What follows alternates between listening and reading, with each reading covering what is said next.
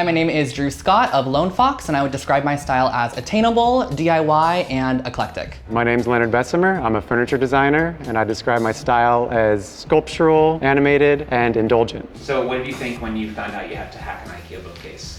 I was honestly excited, first of all, because the Billy popped in my head, and I've worked with the Billy bookcase in the past, so I was pretty stoked to do another project with it. What I'm trying to accomplish with this challenge is I'm trying to make an IKEA bookshelf into my bookshelf. You know, give it a life of its own, so when you're looking at it, you kind of have a little more reverence for it. We are gonna make this very budget friendly so that you guys can recreate it. I always keep it very, very simple. I personally only own like 4 power tools, but we are gonna make it work, and I'm really excited to get started on this bookcase.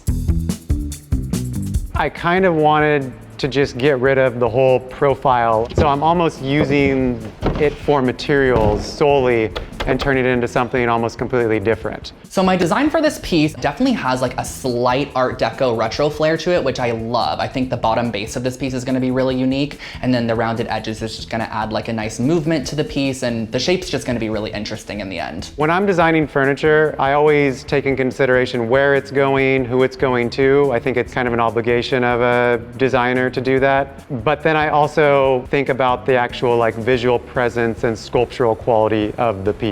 And that's also very important to me.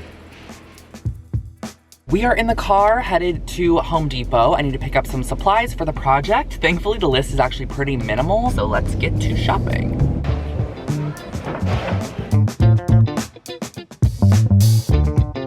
So I scoured LA looking for a Billy bookcase and actually bought a second bookcase, a used one that was really beat up, and used that to formulate my design and create a template for the final bookcase. I took the old bookcase, I cut away the pieces I wanted to cut it away and formulated it into a shape that I liked, that worked for me. From there, I take that template and I attach that to the new piece, and using a flush trim bit on the router, cut out another duplicate of it. Basically, it has a bearing on it that will ride along this edge and it'll cut the exact same shape.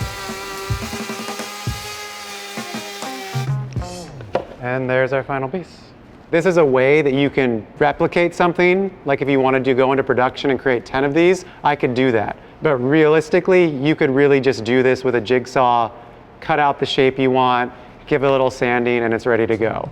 So step 1 of this project, we are going to be creating the structure, which is going to be on the side of our bookcase there. I took a piece of paper and I drew out a 10 3/4 inch circle on that piece of paper, folded it in half, cut it along the line, and that was gonna be our template that's gonna be transferred to our plywood for the cut of the structure. So my biggest challenge is gonna be cutting out these half circle shapes perfectly, because the only half circle shapes I've ever cut out are the ones behind me in this IKEA piece I also did. It worked out, you know, but these are a little bit smaller. I don't have too much jigsaw experience, but we are gonna make this work, and I'm certain that it's gonna work. Are you certain it's gonna work? I'm certain it's gonna work.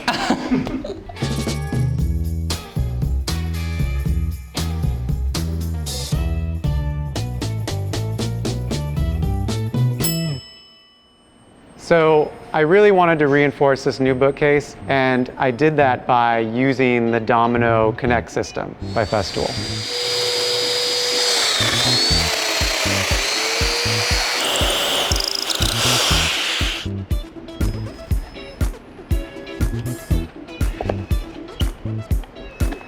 Now I can hold an elephant. So I ended up using some L brackets to mount our shape to the bookcase. We're now gonna add the pull wrap to this side. So I recently found out about this product called pull wrap, which is essentially like slatted wood that you can wrap around a basement pole to make it a little bit more interesting, but we're gonna be using it to kind of fabricate the sides of our bookcase and give it a slatted finish.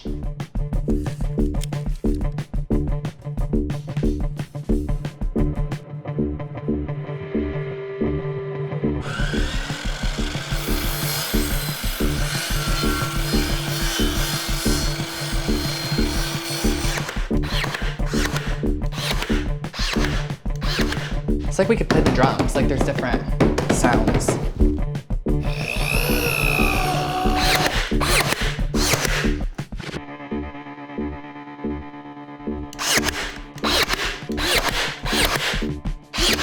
This nail gun is the best. You just pull the trigger and the nail just goes.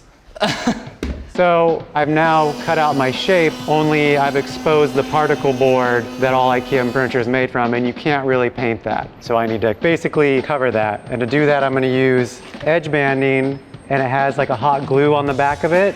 So you can basically just heat it up and stick it onto the edge, and then it will stay forever, and you can then paint it. Pretty much everything in your kitchen is a piece of plywood with an edge band that covers it up. It's almost just like paper that glues on, and that just creates a barrier and a nice substrate that I can actually apply a finish to. So I went ahead and removed the previous backing and then added the pull wrap in the back, which I personally think also enhances the structure of the piece, but it also adds a really great design element when you look at the bookcase from head on. IKEA makes their furniture to pack into a small box, so the back has to be folded up into a piece, and they also want to make it as light as possible. Of course, the back is very important structurally, so I'm gonna widen the back groove for a different material. It's actually just a piece of masonite, a little stronger, a little more sturdy. This is exactly what I was picturing. I think once we do paint it though, it's gonna look literally perfect. So for painting, the biggest challenge is dealing with the pre-finished IKEA surface. Your best friend is gonna be shellac. IKEA furniture traditionally has that kind of like glossy laminate finish, so a great way that you don't have to sand and prime is actually using a shellac primer. It just goes right over top, dries down, and you're ready to paint. Shellac is a universal sealer. You can kind of paint it over anything, and you can kind of paint anything on top of it, for the most part. Don't quote me on that. But it's basically a wax made from beetles or beetle shells, and it's dissolved in alcohol. So it's quite natural. They use it on a lot of children's toys because it's very safe. And that'll create a barrier that I can safely apply whatever finish I want on top of that.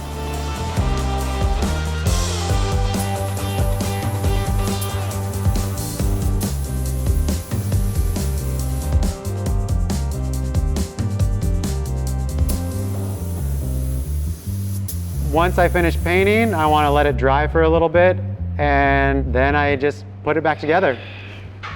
Moment of truth.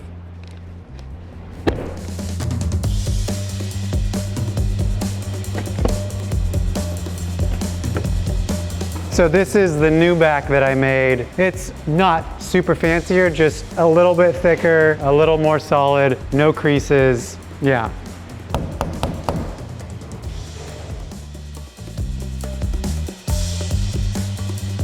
Looks pretty good.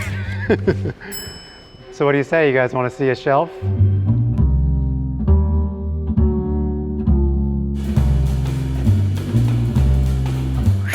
Hi, Leonard. Hey, Drew. And this is the Leonard I have been waiting to see the project of.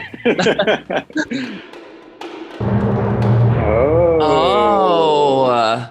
I'm very impressed, and I didn't see that coming. I mean, it's just like simple but unexpected, really clean lines. Thank you. Nice shape, like gives it some volume. It's that feeling where you make something and you see someone else and you're like a little envious of what they did. I love how like the actual like slats are still there and give it that texture and kind of like bumps it up a level. I'm amazed with what you're able to do with just a little bit of imagination and a little bit of time, and you can kind of make it happen. And has like IKEA or CB2 contacted you about producing this? You know, not yet. No one's really seen it yet, but we can have talks about that. First of all, I don't even know how you constructed it or like cut the sides like that and then put it back together, because that is mind-boggling to me. It looks like a puzzle. Originally, I just wanted to like take the face of it and give it like some angle, like give it a form, like it's like almost like a living thing. And then when I was doing that, I was kind of like, I didn't like how the profile was still just a square. Yeah. You know, and you're like, yes. Oh, I'm going to put these little ears on it.